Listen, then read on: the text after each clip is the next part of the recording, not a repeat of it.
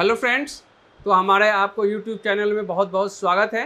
तो देखिए, आज हम एल सीरीज़ के प्रिंटर्स के बारे में हम बताने जा रहे हैं आपको कि एप्सन के कोई भी सीरीज, जैसे एल सीरीज के कोई भी प्रिंटर आपके पास आते हैं तो सबसे पहले ये पता करना होता है कि ये जो इसमें प्रॉब्लम जो हमारा है ये हार्डवेयर से रिलेटेड फॉल्ट्स है या सॉफ्टवेयर से है।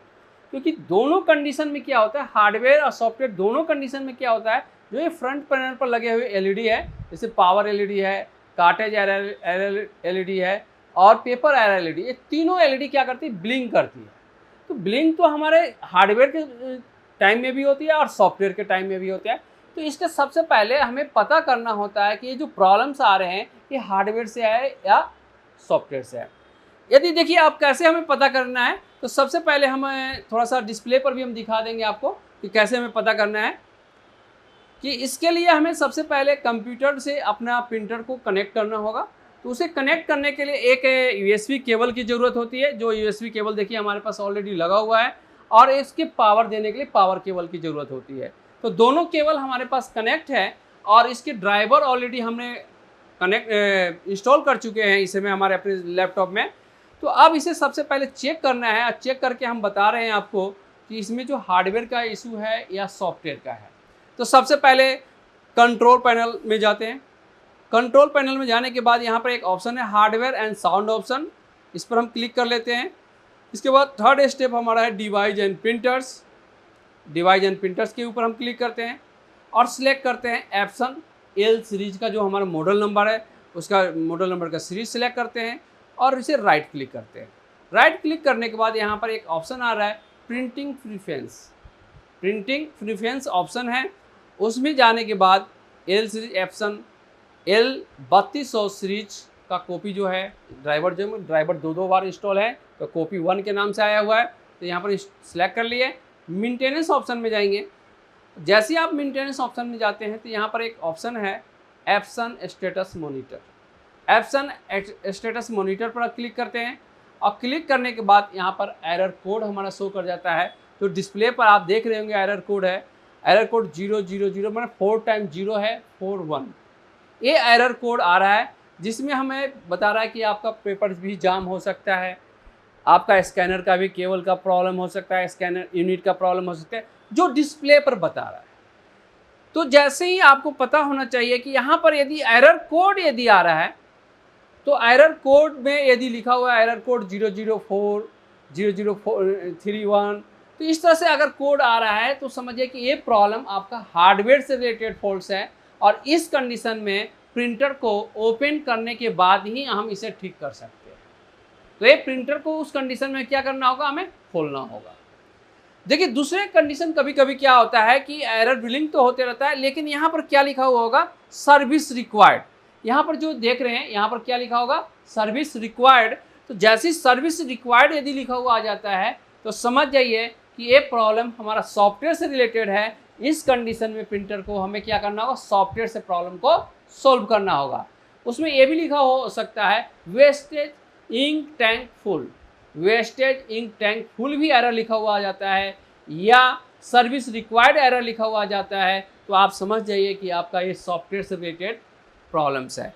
उसमें ये भी लिखा हुआ होगा नीचे वाला कोडिंग में, contact the service centre, contact the Epson service centre. तो इस तरह से अगर कभी भी लिखा हुआ जाता है तो हम इसे एप्सन मॉनिटर सेटिंग में जाते हैं और वहाँ पर एप्सन मॉनिटर सेटिंग में जाकर, स्टेटस में जाकर उसे चेक करके हम बताते हैं कि ये सॉफ्टवेयर से रिलेटेड प्रॉब्लम। लेकिन जो इस समय जो प्रॉब्लम आ रहा है वो आ रहा है 000, मतलब 4 टाइम 0 है 41 है। तो ये आपको एरर कोड आ रहा है, और इस एरर कोड में आपका पेपर जाम एरर हो सकता है, या डिकोडर सेंसर या डिकोडर स्ट्रिप से प्रॉब्लम है। तो देखिए, हम अब एक स्टेप बाय स्टेप हम इसे चेक करते चलते हैं और इसके सॉल्यूशन भी हम बताते चल रहे हैं कि हमारा इसमें प्रिंटर में प्रॉब्लम है तो क्या है। तो सबसे पहले हमें क्या करना होगा, यहाँ पर प्रिंटर को ऑफ करना होगा, और ऑफ करने के बाद इसे हमें चेक करना होगा। तो सबसे पहले हम क्या कर रहे हैं, पावर केबल को डिस्कनेक्ट कर रहे हैं। देखिए, हमने पावर केबल को डिस्कनेक्ट कर लिया है, और इसके बाद में एडाप्टर है, इसे यूएसबी केबल है, यूएसबी केबल को भी हमने डिस्कनेक्ट कर लिया है।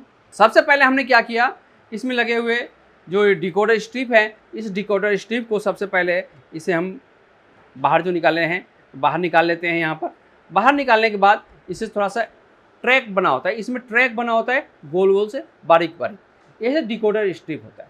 अब मेनली एक बात और भी मैं बता देता हूँ कि डिकोडर स्ट्रिप का क्या काम होता है, और साथ में लगे हुए देख रहे हैं आप सेंसर, इस सेंसर का क्या काम होता है। तो देखिए डिकोडर स्ट्रिप और डिकोडर सेंसर का काम होता है, जो पेपर फीड मोटर है जो आप यहाँ पर देख रहे हैं पेपर फीड मोटर को, इस पेपर फीड मोटर को step by step left to right और राइट टू लेफ्ट मतलब रोटेट कराना, माने पेपर फीड मोटर को स्टेप बाय स्टेप रोटेट कराना काम किसका होता है, डिकोडर स्ट्रिप को और डिकोडर सेंसर को। तो सबसे पहले हमने इसे क्लीन कर लिया है डिकोडर स्ट्रिप को, और क्लीन करने के बाद देखते हैं कि क्या ये पोजीशन से अपना हिल चुका था या नहीं, और इसे कनेक्ट करते हैं। देखिए कनेक्ट हो गया है और हमने इसे पावर ऑफ कर दिए थे।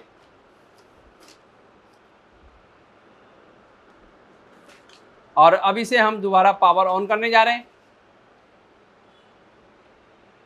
तो देखिए सबसे पहले हमने डेटा केबल को, जो यूएसबी केबल है उस डेटा केबल को हमने कनेक्ट किया है। दूसरा हमारा है पावर केबल को कनेक्ट किया। देखिए हमारा पावर एलईडी यहाँ पर ब्लिंक करना शुरू कर दिया है, क्योंकि यहाँ पर प्रिंटर में क्या हो रहा है, इनिशियलाइजेशन मूवमेंट स्टार्ट हो गया है। प्रिंटर में इनिशियलाइजेशन मूवमेंट स्टार्ट हो गया है। अगर आप मूवमेंट देखना चाहते हैं तो मूवमेंट भी आप देख सकते हैं यहाँ से, कि देखिए कार्टेज हेड होम असेंबली हमारे अपनी होम पोजीशन साइड में आ रहे हैं। जैसे ये अपने होम पोजीशन साइड में आएंगे, इनिशियलाइजेशन मूवमेंट कंप्लीट होगा। देखिए मूवमेंट स्टार्ट हो गया है, अब इनिशियलाइज हो रहा है। और जब तक ये पावर एलईडी कांस्टेंट ग्रो नहीं हो जाती है, जब तक हम कहेंगे कि हमारा इनिशियलाइजेशन मूवमेंट स्टार्ट है। तो यहाँ पर कुछ टाइम वेट करना होता है कि ये जब तक इनिशियलाइजेशन मूवमेंट कंप्लीट नहीं हो जाएगा, जब तक ये रेडी नहीं होगा। तो देखिए अभी हमारा पावर एलईडी ब्लिंकिंग कंडीशन में है।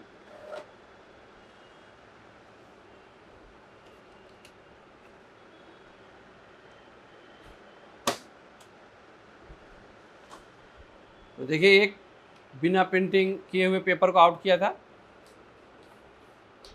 देखिए अब प्रिंटर हमारा रेडी हो चुका है। तो मतलब जो हमारे एरर थे वो एरर प्रॉब्लम सोल्व हो चुके हैं। तो देखिए यहाँ पर पावर एलईडी भी कांस्टेंट ग्लो हो चुके हैं, और जो हमारे प्रिंट सिस्टम था उस सिस्टम में भी आप देखेंगे कि यहाँ पर जो एरर कोड आ रहा था 4x041, वो एरर कोड कंप्लीट नहीं आ रहा है, और प्रिंटर में यहाँ क्या लिखा हुआ आ रहा है, रेडी। क्योंकि उस समय क्या हुआ था कि अचानक स्पीडली मोटर मूवमेंट किया और पेपर को लिफ्ट किया, जिसमें पेपर जाम एरर भी था और एरर कोड आ रहा था 000041। एक एरर कोड जब भी आता है तो आपको पेपर पाथ को भी चेक करना होता है, डिकोडर स्ट्रिप को चेक करना होता है, डिकोडर सेंसर को चेक करना होता है। तो सबसे पहले हमने इसमें डिकोडर स्ट्रिप को चेक किए थे। जैसे ही मैंने डिकोडर स्ट्रिप को सही करके मैंने साफ करके फिर मैंने इसे यहाँ पर लगाया पोजीशन में, तो बिल्कुल फिट हुआ है और इसमें प्रिंटर हमारा रेडी हो चुका है। अब हम एक बार और कमांड दे देते हैं आपको, और कमांड देके हम चेक भी करा देते हैं कि प्रिंटर हमारा रेडी है या नहीं। देखिए हम राइट क्लिक किया यहाँ पर, प्रिंट प्रॉपर्टीज ऑप्शन में जाएंगे, प्रिंटर प्रॉपर्टीज में, और एप्सन L3200 सीरीज का सिलेक्ट किया है, प्रिंट टेक्स्ट पेज। आप देखिए प्रिंट टेक्स्ट पेज का हमने कमांड दे दिया है। आप देखिए पेपर लिफ्ट हो गया है और प्रिंटिंग करके पेपर भी आउट करेगा। अभी आप देख लीजिएगा कि पेपर प्रिंटिंग हो रहा है कि नहीं। देखिए ये प्रिंटिंग स्टार्ट हो चुका है। तो देखिए ये प्रिंटिंग भी आ गया है, ये प्रिंटिंग भी आ गया है। आप देखिए ना प्रिंटिंग बिल्कुल ओके है, और एरर भी हमारा जो एरर आ रहा था 00041 वो एरर भी कंप्लीट हो चुका है। तो अगर ऐसा कभी भी आपको प्रॉब्लम्स आते हैं तो आपको जो मैं बता रहा हूँ स्टेप, उस स्टेप के अकॉर्डिंग आप चेक कीजिएगा, 100% आपका प्रॉब्लम सोल्व हो जाएगा। इस कंडीशन में पेपर पाथ को भी चेक करना होता है, पेपर सेंसर को चेक करना होता है, डिकोडर स्ट्रिप और डिकोडर सेंसर को भी चेक करना होता है। ये 4 पॉइंट पर आप चेक कीजिएगा, आपका प्रॉब्लम 100% सोल्व हो जाएगा। तो इस तरीके से किसी भी मैंने एल सीरीज के प्रिंटर को जो एरर कोड मैंने बताया है उस एरर कोड के अकॉर्डिंग आप प्रॉब्लम को सॉल्व कर सकते हैं।